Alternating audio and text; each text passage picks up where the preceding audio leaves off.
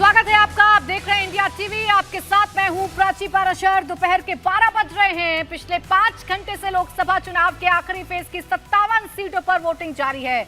UP to Bengal, कहां कहां कांटे की फाइट, किसका माहौल है टाइट। आखिरी फेज में मोदी करेंगे 400 पार या बदल जाएगी सरकार। शाम 5 बजे से इंडिया टीवी पर आप मच अवेटेड एग्जिट पोल देखना शुरू कर देंगे। 543 सीटों पर कौन कहां जीत रहा है, कौन हार रहा है, किसे कितनी सीट मिल रही है, एक एक सीट का एग्जिट पोल शाम 5 बजे से इंडिया टीवी पर हो जाएगा शुरू। लेकिन अभी बात इस वक्त की बड़ी खबर की कर लेते हैं। और बड़ी खबर यह है कि बंगाल में 7वें राउंड की वोटिंग के दौरान आज फिर हिंसक झड़प देखने को मिल रही है। जादवपुर लोकसभा क्षेत्र में जमकर बमबाजी हुई है।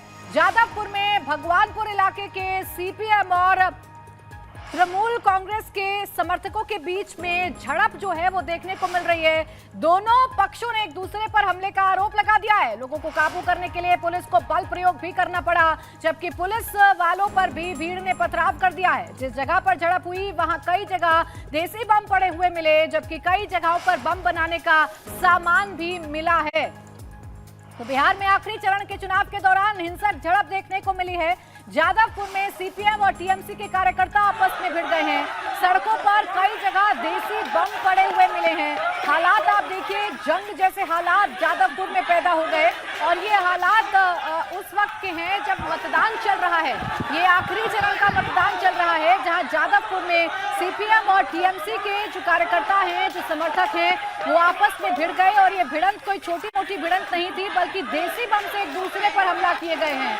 लाठी लेकर लोग पहुंचे हुए थे, एक दूसरे पर हमला किया जा रहा है। और देखिए, बंगाल में ऐसी तस्वीरें कोई नई बात नहीं है। बंगाल में अमूमन हर चुनाव में कुछ ऐसी हिंसक तस्वीरें देखने को मिलती हैं, जहां राजनीतिक दलों के जो समर्थक हैं वो आपस में ना सिर्फ भिड़ते हैं, बल्कि ये झड़प हिंसक हो जाती है। और इसमें देसी बम जैसे चीजों का इस्तेमाल जो है वो किया जाता है। देसी बम जगह जगह पड़े हुए जादवपुर में देखने को मिल सकते हैं। सड़कों पर जो संग्राम है, बवाल है, वो साफ तौर पर जादवपुर में देखने को मिल रहा है। और देखिए, जादवपुर के बाद आइए बात संदेश खाली की भी कर लेते हैं। यहाँ पर भी बीजेपी और टीएमसी समर्थक आपस में भिड़ गए। हमले में एक बीजेपी सपोर्टर का सिर फट गया है। आरोप टीएमसी के समर्थकों पर लगा है।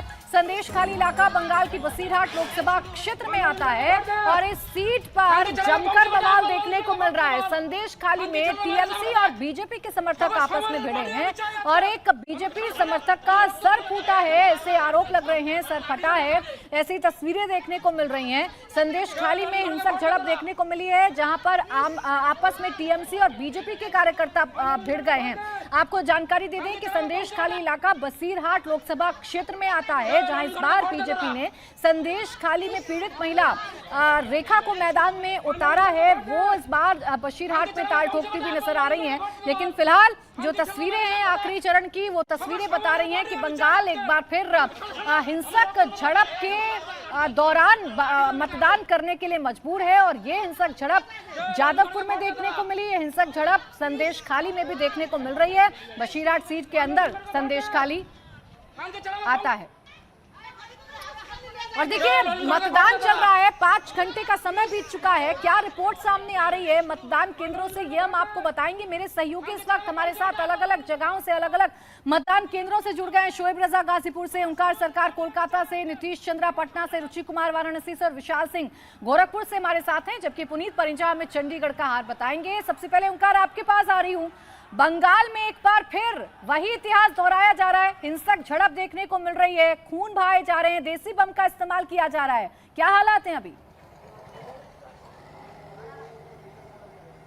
देखिए, मैं इस वक्त हूँ जादवपुर लोकसभा क्षेत्र के भांगड़ में। और भांगड़ में सुबह में जैसे कि देखा गया, हिंसक झड़प हुई और झड़प में देसी बम का भी इस्तेमाल किया गया। यहाँ पर अभी तक भी यहाँ पर जो रस्सी है, रस्सी के टुकड़े हैं, वो गिरे हुए हैं।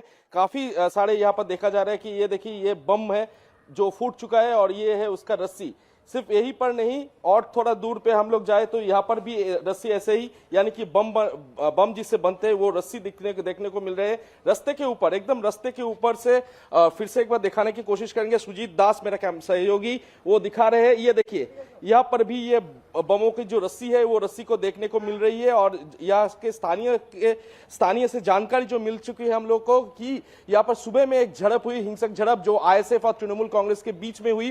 तृणमूल कांग्रेस के आरोप है है कि आईएसएफ का कुछ गुंडों लोगों ने उन पर हमला चलाया और बमबाजी की, और आईएसएफ के खिलाफ, आईएसएफ की तरफ से भी तृणमूल कांग्रेस के ऊपर आरोप लगाया जा रहा है कि उनके जो गुंडे हैं उन गुंडों ने हमला चलाए। लेकिन सुबह की घटना ही ये, रास्ते के एकदम ऊपर देखा जा रहा है कि ऐसे करके बमबाजी की गई थी। लेकिन अभी काफी पुलिस अभी तैनात किया गया है, और जो सामने एकदम सामने यहाँ पर एक वोटिंग सेंटर है, यहाँ पर अभी काफी लाइन भी देखने को मिल रहा है। तो अभी तो हालात शांत है, लेकिन कुछ देर पहले यानी कि वोट शुरू होने से आधा घंटा पहले भी देखा गया था कि यहाँ पर हिंसक झड़प हुई, जो कि तृणमूल कांग्रेस और आईएसएफ के खिलाफ दोनों पक्ष के ऊपर आरोप लगा रहे हैं। और हालात यहाँ पर किस तरीके से बने हुए हैं, और ये हालात सिर्फ जादवपुर में नहीं बल्कि पश्चिम बंगाल से जगह जगह से तस्वीरें सामने आ रही हैं। पश्चिम बंगाल में टीएमसी की महिला कार्यकर्ताओं ने ईवीएम को ही पानी में फेंक दिया है। ये घटना 24 परगना के कुलताली में हुई है।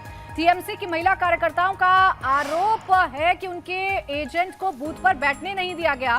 महिला कार्यकर्ताओं ने बूथ पर हंगामा किया और फिर ईवीएम को ही पानी में फेंक दिया। चुनाव आयोग की टीम अब पूरे मामले की छानबीन में जुट गई है। बीजेपी का आरोप है कि उनके बूथ एजेंट को बैठने नहीं दिया गया और मारपीट की गई है। तो दोनों तरफ से देखिए आरोप लगाए जा रहे हैं, और आलम यह है कि ईवीएम सुरक्षित नहीं है। ईवीएम को पानी में फेंक दिया गया है। वो ईवीएम जिसमें मतदाता जाकर उम्मीदवारों की किस्मत का फैसला कर रहे हैं, वही ईवीएम सुरक्षित नहीं है, उसे ही पानी में फेंका गया है। इसके अलावा अगर आप दूसरी लोकसभा क्षेत्र की बात करेंगे, जयनगर की बात करेंगे, तो यहां पर भी झड़प की खबरें सामने आ रही हैं। फुलतली विधानसभा में झड़प हुई है। तृणमूल कांग्रेस और भाजपा की झड़प में 6 लोगों के घायल होने की जानकारी मिली है। तो चाहे जादवपुर हो, चाहे संदेश खाली हो, चाहे 24 परगना हो, हर जगह कुछ ऐसी ही तस्वीरें देखने को मिल रही हैं। मेरीगंज गांव में बीजेपी और टीएमसी के जो समर्थक हैं वो आपस में भिड़े हैं और 6 लोगों के घायल होने की जानकारी मिल रही है। तो बंगाल में एक तरफ हिंसक झड़प के दौरान मतदान हो रहा है, तो वहीं उत्तर प्रदेश में भी इस वक्त मतदान चल रहा है। कुल मिलाकर 57 सीटें आखिरी फेज पर जिसमें मतदान चल रहा है। आखिरी फेज में यूपी के पूर्वांचल की 13 सीटों पर इस वक्त बंपर वोटिंग हो रही है। नरेंद्र मोदी की वाराणसी सीट पर अब तक 20% से ज्यादा वोट डाले जा चुके हैं। वहीं गोरखपुर में भी अब तक 16% से ज्यादा वोट डाले जा चुके हैं। मिर्जापुर में अब तक 23% से ज्यादा वोटिंग हो चुकी है। इसके अलावा घोसी में 18 और गाजीपुर में 19% में मतदान हो चुका है। बलिया में 22 और चंदौली में 23% से ज्यादा मतदान हो चुका है। इसके अलावा कुशीनगर में 24 और महाराजगंज में भी 24% मतदान अभी तक हो चुका है। तो उत्तर प्रदेश की 13 पूर्वांचल की सीटें, इसे मजबूत गढ़ भारतीय जनता पार्टी का इस लिहाज से माना जाता है क्योंकि 2019 के चुनावों में बसपा और सपा के गठबंधन के बावजूद 13 में से 11 सीटें एनडीए ने अपने कब्जे में की थी और 2 सीटें ऐसी थी जो बसपा के खाते में गई थी। और इस बार बीजेपी को उम्मीद है कि अपनी इसी स्ट्राइक रेट को बीजेपी मेंटेन रखेगी, एनडीए मेंटेन रखेगा, जबकि समाजवादी पार्टी को भरोसा है कि इस बार समाजवादी पार्टी मजबूत हुई है और बीजेपी के इस विजय रथ को पूर्वांचल में रोका जाएगा। मेरे सहयोगी हमारे साथ लगातार बने हुए हैं। सबसे पहले वाराणसी चल लेते हैं। रुचि वहां पर मौजूद है। रुचि, बताइए जरा मतदान केंद्रों में किस तरीके की तस्वीरें हैं? तेज धूप, गर्मी लगातार बढ़ रही है, मतदाताओं का उत्साह कैसा है?